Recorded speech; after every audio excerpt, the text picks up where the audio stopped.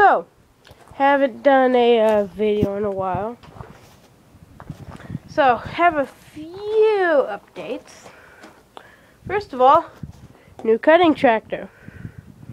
Same exact one, only has half more horsepower, or half a horsepower more than our old one. And there's that. You may notice that my green push mower is missing. That's because I sold it. Next, new tractor. We've had it for about 2 weeks or so. Or we got it about 2 weeks ago. It's a Cub Cadet LT 1018 hydrostatic drive. Got it from our landlord, and been working on it. I got it. The starter wasn't able to turn it past the compression stroke without, or wasn't able to keep a consistent turnaround. It would. So check the valves. They were off a little bit. I got those, and then it was actually able to do it when I had the valves correct. I was actually able to turn it over, and I poured some gas down the carb, and it fired once. So then I knew that it was good. So I took the carb off, I redid the carb, cleaned it out. Wasn't a whole bunch, the gasket was crusty. So here's a quick tip.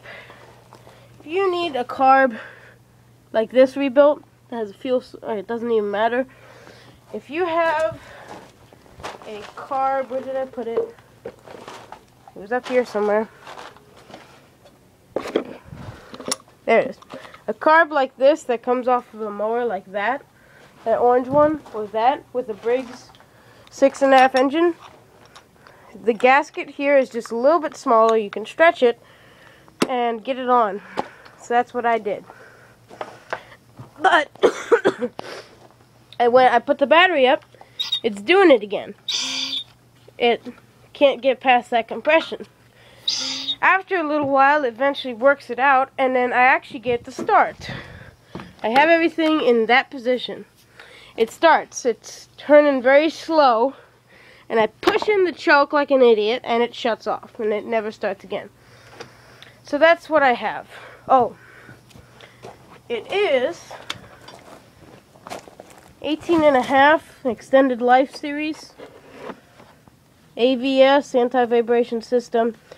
Alright, it has all this nice stuff: long life, platinum plug, overhead valve performance, extended life filtration system, chrome valves, full pressure lubrication with spin-on oil filter, no cast iron sleeve. That has cast iron sleeves.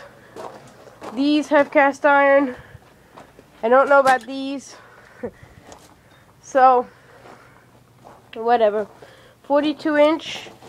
It has a 3-gallon gas tank that was completely full, but I drained it and put a little bit of fresh fuel in it. Got the big ass gas cap. It's my hand. It's very equipped. This is as far as I can pull it to lift the deck up. So that's got something going on. Hydrostatic, brake. It has PTO engagement. It has lights on it, and I like how the hood is easily removable. It has pressure gauges and crud, and it has cruise control and parking brake. Parking brake and cruise control. Slowest and fastest.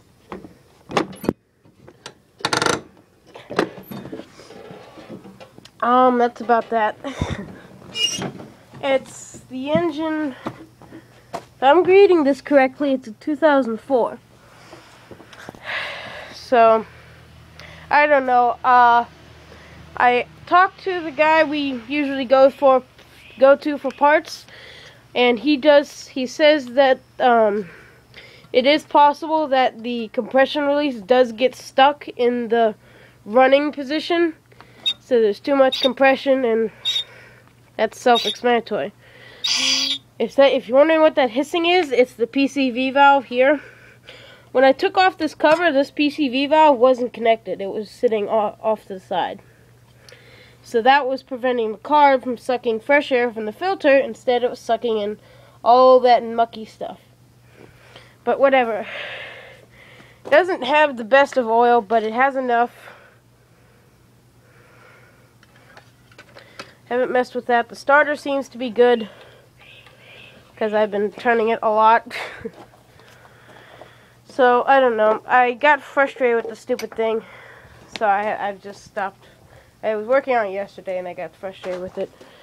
And I didn't clean up, because I was just pissed.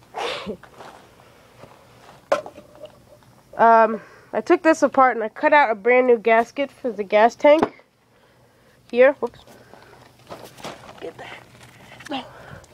This goes in that way, between the gas tank and the carburetor. And it doesn't do anything, really. There aren't any special holes in it. That's just for a little aligner thingy, that hole. And those are the screws, and that's the hole for the pickup tube, but whatever. And this is my future go-kart engine for that frame, once we get it finished. So, that's that. It runs great. Customized it. Golden. Buttery.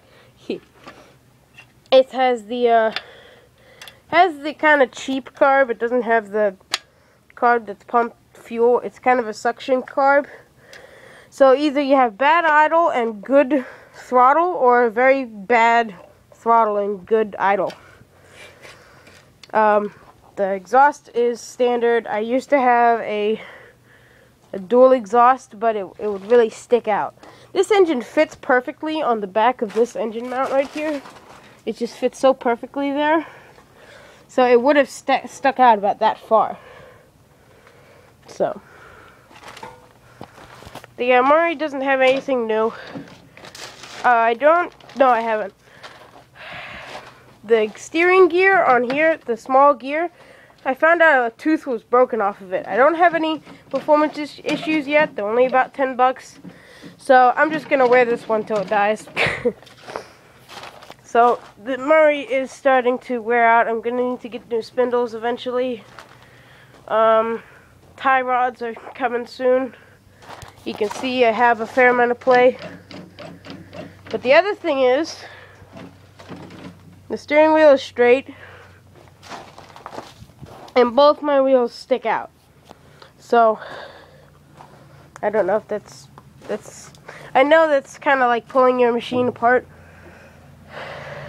So, that's about it for the Murray at the moment. What we're gonna try to do later today is plug up this hole with fiberglass and then paint it.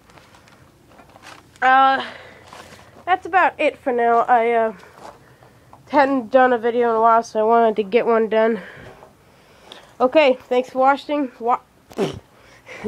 watching. Post, subscribe, comment, like, whatever you want. Yeah.